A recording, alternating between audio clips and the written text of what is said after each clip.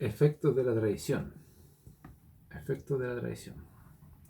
Lo primero que hay que distinguir si el tradente es dueño de la cosa que entrega a su nombre o si no lo es. Lo primero, tradente dueño. Efecto de la tradición. Cuando el tradente es dueño de la cosa que entrega.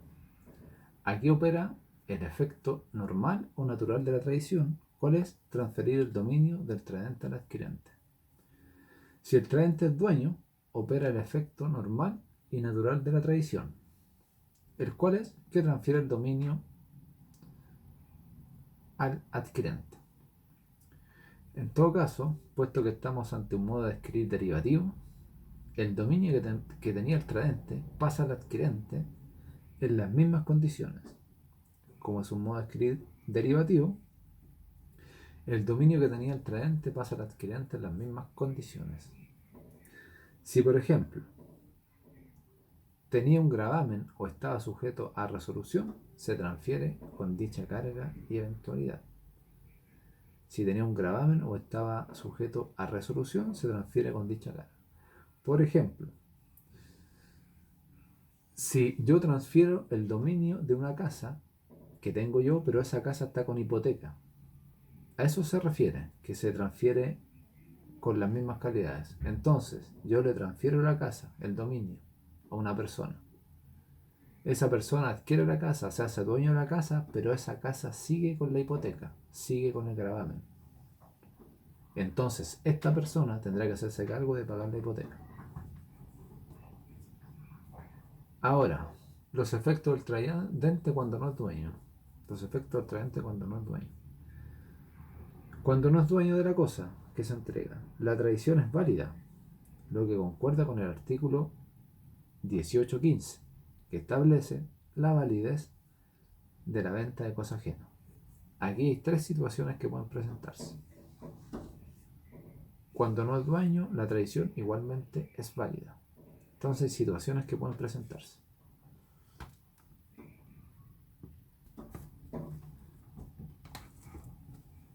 Las tres situaciones. ¿Cuáles son las tres situaciones? Primero, se puede dar que el tradente sea poseedor regular de la cosa.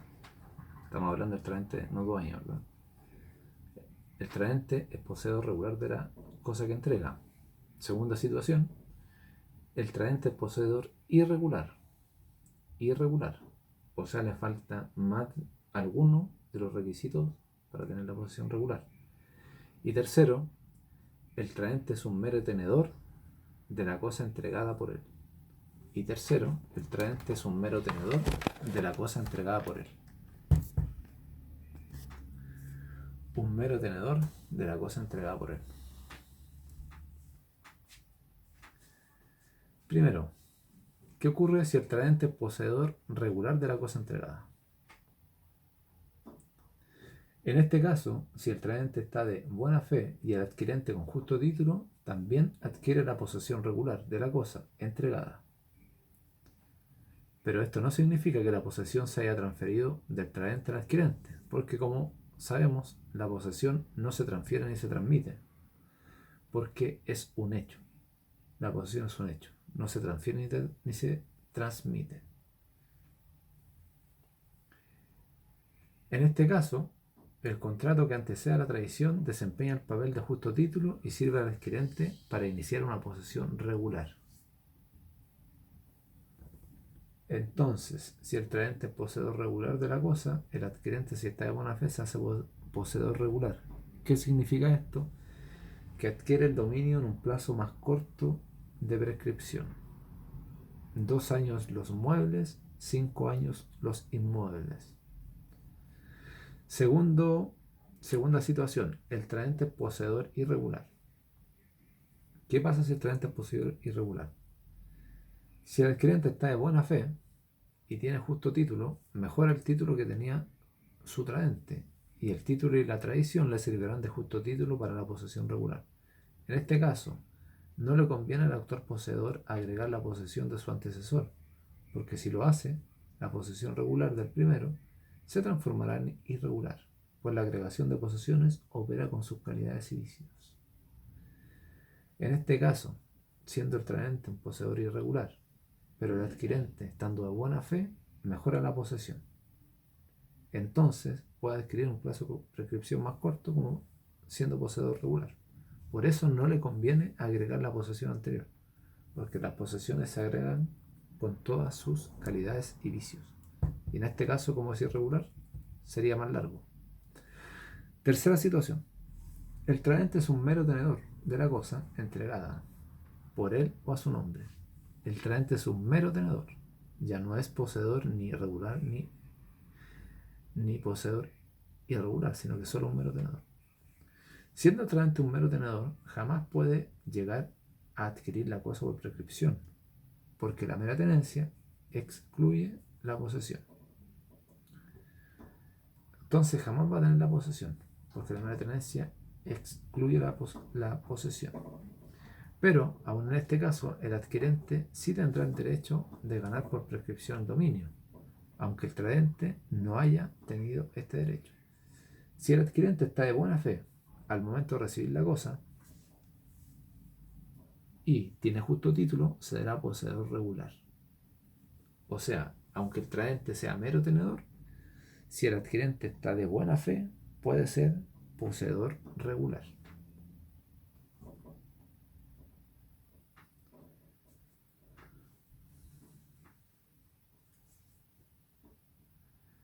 Ahora, ¿qué ocurriría si el tradente adquiere el dominio con posterioridad al hacer la traición? O sea, en el momento no fue dueño, pero adquirió el dominio posteriormente al hacer la traición. Puede ocurrir en cualquiera de los tres casos analizados: poseedor regular, poseedor irregular y mero tenedor, porque estamos en el tradente de dueño. ¿Qué ocurriría? Hay que remitirse a los artículos 682 y 1819, en virtud de los cuales se entiende que la transferencia del dominio ha operado desde el instante en que se hizo la traición. Eso es lo que ocurre. Se entiende entonces que la transferencia del dominio ha operado desde el instante en que se hizo la traición. A la pregunta, ¿cuándo puede pedirse la traición? ¿En qué momento puede pedirse la traición? Lo normal es que la traición se efectúe inmediatamente de celebrar el contrato. Eso es lo normal, que la traición se efectúe inmediatamente de celebrar el contrato. Pero hay tres casos en los que no puede pedirse la traición de lo que se debe. Excepcionalmente hay tres casos. ¿Cuándo? Cuando el título es condicional. Cuando el título es condicional, porque la condición suspende el nacimiento del derecho. Segundo, si hay plazo pendiente para el pago de la cosa. Si hay plazo pendiente para el pago de la cosa. Efecto propio del plazo que suspende la exigibilidad del derecho. Efecto propio del plazo que suspende la exigibilidad del derecho. Y tercero, cuando ha intervenido un decreto judicial en contrario. Tercero, cuando ha intervenido un decreto judicial en contrario, en cuya virtud se ha retenido o se ha embargado la cosa que debe entregarse. El acreedor no solo no tiene el derecho a exigir la entrega, sino que el traente no debe hacerlo. En cuya virtud se ha retenido la cosa o se ha embargado la cosa que debe entregarse, el acreedor no tiene el derecho para exigir la entrega, sino que el traente no debe hacerlo.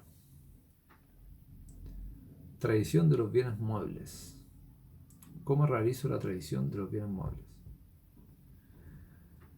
En esta materia se rige el artículo 684 y 685. Esta tradición puede ser de dos clases: real o ficta.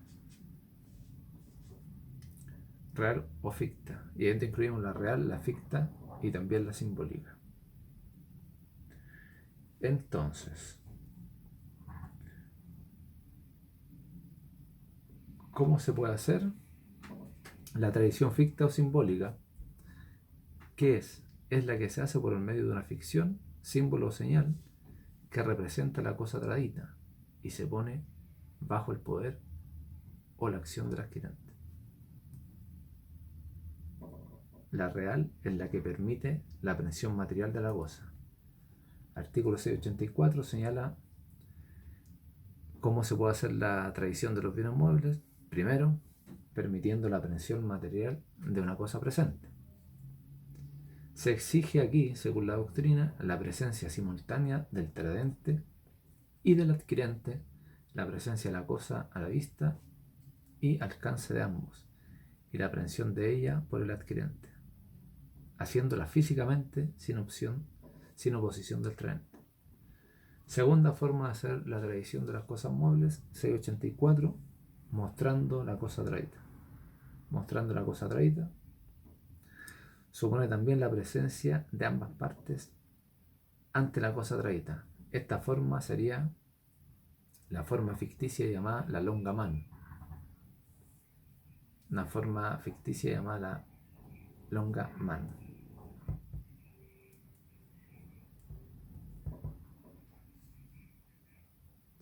La manera ficta entonces, la longa mano, señalando la cosa a distancia, que se va a hacer la tradición. Tercero, 684, entregando las llaves del granero, almacén, cofre o lugar cualquiera en que esté guardada la cosa. Entregando las llaves del granero, almacén, cofre o lugar cualquiera que esté guardada la cosa.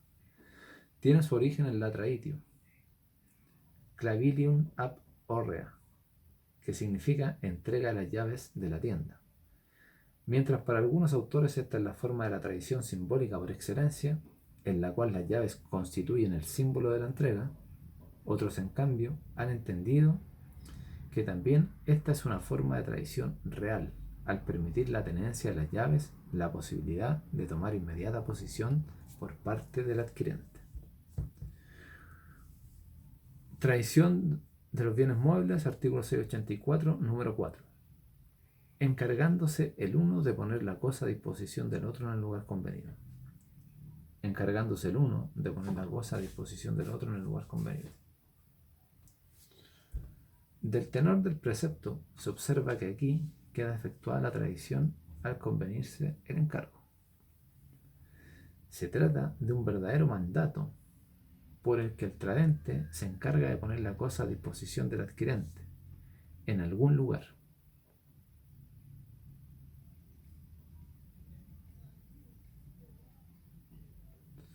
Como no se exige que se cumpla el encargo para entender verificada la tradición, esta queda efectuada desde luego, sin esperar a que efectivamente el tradente ponga la cosa traída en el lugar convenido.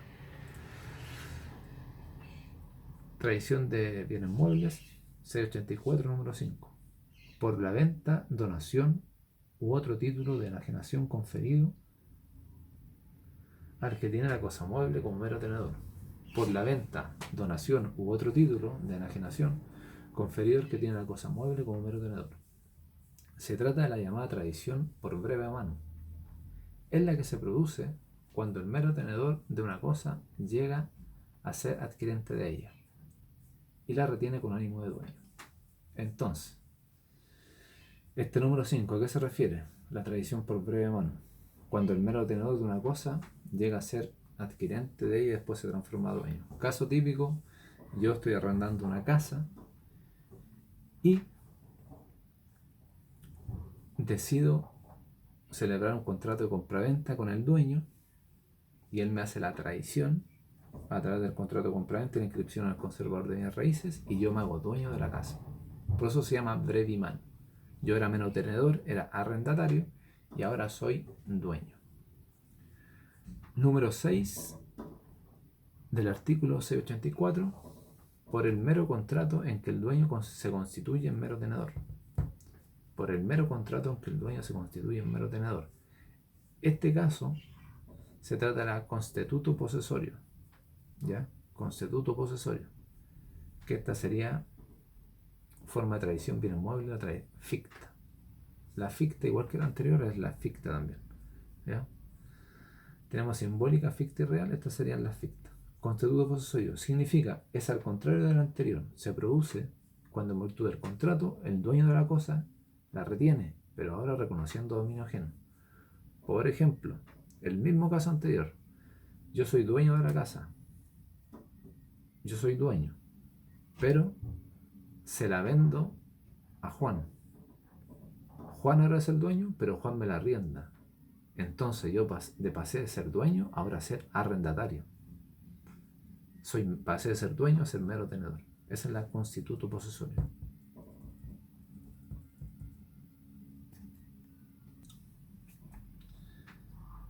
Tradición realizada sobre los derechos reales en una cosa corporal inmueble.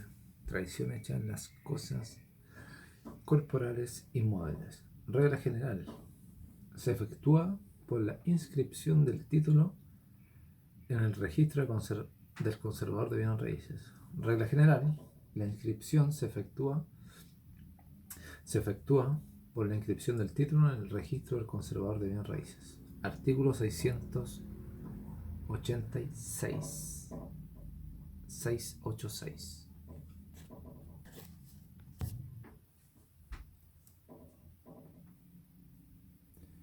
¿Cuáles son los fines de la inscripción en el derecho chileno? ¿Cuáles son los fines de la inscripción? 7 son los fines jurídicos para inscribir en el registro del conservador de bienes raíces. ¿Cuáles son los fines? Primero, la realización de la tradición de los derechos reales en los inmuebles. Primer fin, para hacer la tradición de estos derechos reales sobre los inmuebles.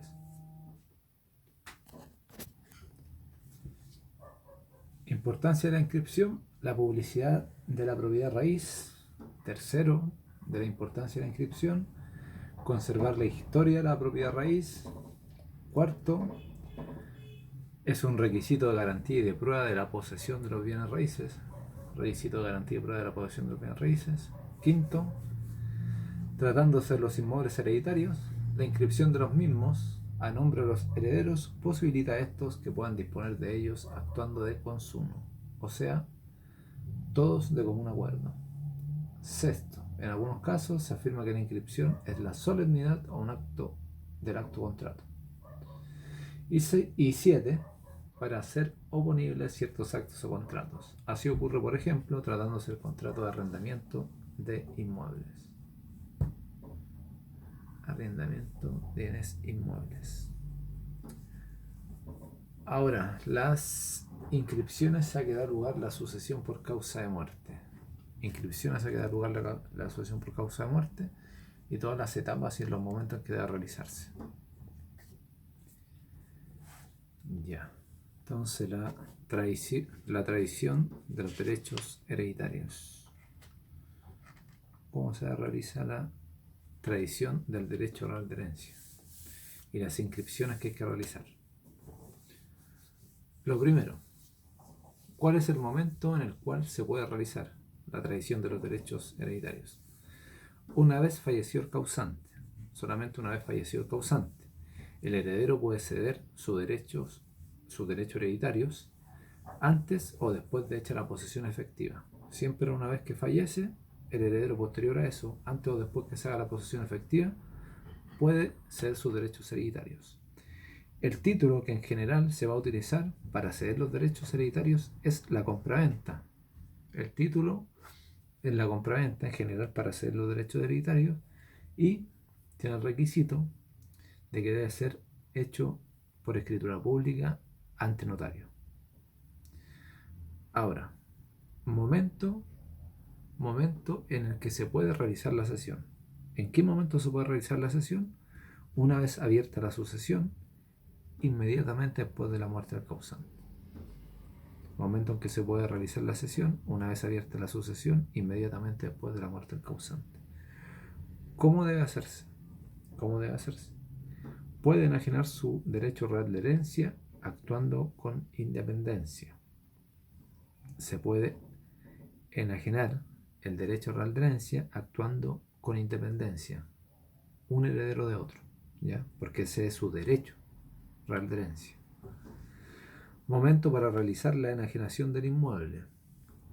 ¿En qué momento se puede realizar? Puede hacerse después de realizar las inscripciones que exige el artículo 688. Puede hacerse después de realizar las inscripciones que exige el artículo 688. La resolución que otorgó la posesión efectiva. Primero, la resolución que otorgó la posesión efectiva, después la inscripción del testamento, si es que había, y la inscripción especial de herencia. ¿Cómo debe hacerse? Si se hace de consumo por todos los herederos. De consumo por todos los herederos. Ahora, ¿cuáles son las inscripciones que indica el artículo 688? ¿Qué es lo que señala este artículo? Dice: en el momento de deferirse la herencia, la posesión efectiva de ella se confiere por el Ministerio de la Ley al heredero, pero esta posesión legal no habilita al heredero para disponer de manera alguna del inmueble, mientras no proceda.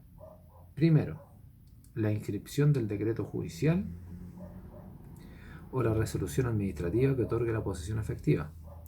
El primero ante el conservador de bienes raíces de la comuna o agrupación de comunas que haya sido pronunciado junto con el correspondiente testamento, y la segunda en el Registro Nacional de Posesiones Efectivas.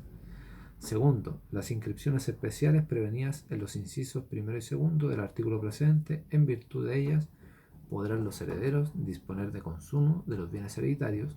Y tercero, la inscripción prevenida en el inciso tercero. Sin esta no podrá el heredero disponer por sí solo de los bienes inmuebles hereditarios en la partición que le hayan cabido. Entonces, la primera. La posesión efectiva. ¿Qué pasa si la posesión efectiva se solicita ante el juez? ¿Ya? La primera inscripción que exige el 688, inciso primero. La posesión efectiva se solicitó ante el juez.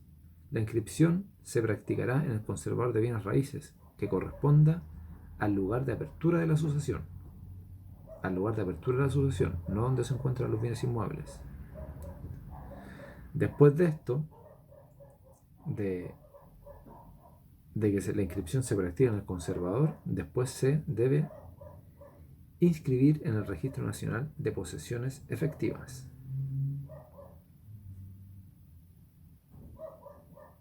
Entonces, lo que debe inscribirse cuando es una sucesión testada, lo que se inscribe es el decreto judicial en el conservador de bienes raíces, ¿ya? Que se encuentre en el tribunal que lo dictó. Además, después de eso, se inscribe en el Registro Nacional de Posesiones Efectivas. Ahora, en el caso testamentario era el anterior. Ahora, ¿qué pasa si la posesión efectiva no hay testamento? Entonces se solicita ante el registro civil. Se inscriben en el Registro Nacional de Posesiones Efectivas. Lo que se inscribe es la resolución administrativa que otorga el registro civil. Si la posesión efectiva se solicitó ante el registro civil, se inscriben en el Registro Nacional de Posesiones Efectivas. Lo que se inscribe es la resolución administrativa que otorga el registro civil. Con esta primera inscripción sirve para informarle al conservador de bienes raíces que el causante ya falleció. ¿Por qué? Porque el conservador de bienes raíces, hasta antes que se hagan estas inscripciones, no sabe que la persona falleció. Por eso es tan necesario realizar la posesión efectiva y ver distinguir si es testamentaria o intestada. La primera inscripción es para informarle al conservador que el causante ya falleció. Artículo 688, inciso primero. Segunda inscripción, artículo 688, inciso segundo. Esta se llama la inscripción especial de herencia. Inscripción especial de herencia. Esta se inscribe en el conservador de bienes raíces, donde se encuentra el inmueble. Se inscribe el inmueble a nombre de todos los herederos, a nombre de la comunidad hereditaria. Después de esta inscripción, los inmuebles se pueden enajenar si los herederos actúan de común acuerdo o de consumo. Entonces, la segunda inscripción que abre el artículo 688 es la inscripción especial de herencia. En esta se inscribe en el conservador de bienes raíces, donde se encuentra el inmueble. Se inscribe el inmueble a nombre de todos los herederos, a nombre de la comunidad hereditaria. Después de esta inscripción, los inmuebles se pueden enajenar si los herederos actúan de común acuerdo. La primera inscripción era para informarle al conservador que la persona falleció. La segunda inscripción, la inscripción especial, sirve para, por ejemplo, si hay 4 hermanos en una comunidad hereditaria, Con esta segunda inscripción queda el inmueble inscrito a nombre de la comunidad. ¿Qué significa? Que los hermanos ahora recién pueden disponer de consumo o de común acuerdo del inmueble. Ahora recién lo pueden enajenar, vender, después de realizar esta segunda inscripción. Ahora, una tercera inscripción que habla del artículo 688, que señala, tercera inscripción, es la inscripción de partición. La inscripción de partición, donde se señala a cada heredero lo que le corresponde. Ejemplo, un inmueble para Pedro, el otro para Juan. Desde este momento pueden vender, porque aquí se les da un acta de adjudicación. Esta acta se inscribe a nombre de Juan en el conservador de bienes raíces y después él puede vender. Entonces, la tercera inscripción es la de partición, donde se señala a cada heredero lo que le corresponde. ¿Qué significa? Que si hay 4 hermanos, o en el ejemplo hay 2 hermanos, primero hicieron la segunda inscripción, que quedaron los 2 inmuebles a nombre de la comunidad. O sea, ambos inmuebles eran de los 2. Pero la tercera inscripción es la de adjudicación, de partición, y se da un acta de adjudicación.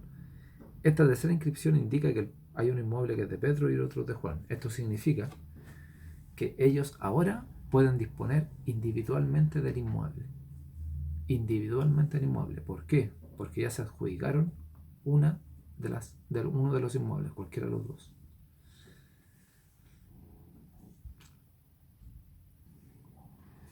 Tradición del derecho real de herencia. Tradición del derecho real de herencia. Momento a partir del cual es posible realizar, una vez fallecido el causante, el heredero puede disponer, enajenar su derecho de herencia. ¿Cuándo se puede hacer? Una vez que fallece el causante. Es imposible la enajenación antes de la muerte del causante, pues en nuestro derecho están prohibidos los pactos sobre sucesión futura, adoleciendo de objeto ilícito y por ende nulidad absoluta.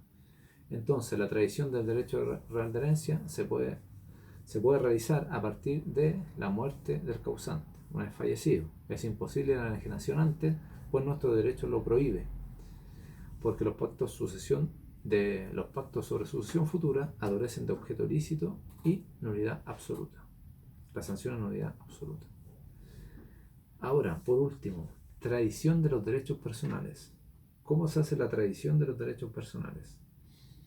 Su transferencia requiere de un título y la subsecuente tradición.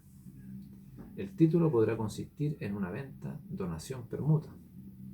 En cuanto a la tradición, se verifica por la entrega del título hecha por el cedente al cesionario. Este precepto se entiende por título el instrumento en el que consta el crédito, vale decir, documento en el que se encuentra escriturado. En el artículo 1901, por su parte, se utiliza la expresión título tanto como antecedente jurídico como materialidad. Entonces, la tradición de los derechos personales, su transferencia requiere de un título y de la subsecuente tradición. El título podrá consistir en una venta, donación, permuta. En cuanto a la tradición, se verifica por la entrega del título, hecha por el cedente al cesionario. En este precepto, se entiende por título el instrumento en el que consta el crédito, vale decir, el documento en el que se encuentra escriturado, sin perjuicio de la interpretación más amplia dada por la jurisprudencia. En el artículo 1901, por su parte, se utiliza la expresión de título como antecedente jurídico. Así se realiza la tradición de los derechos personales. Se requiere un título, por ejemplo, la compraventa. Ahí yo puedo transferir un derecho personal, como por ejemplo, mi derecho como acreedor sobre un deudor. Él me da una suma de 1.000.000 de pesos, entonces yo transfiero mi derecho de acreedor, que es un derecho personal contra el deudor, a otra persona. Se lo transfiero a través de un título, le hago la tradición. Un título podría ser la compraventa.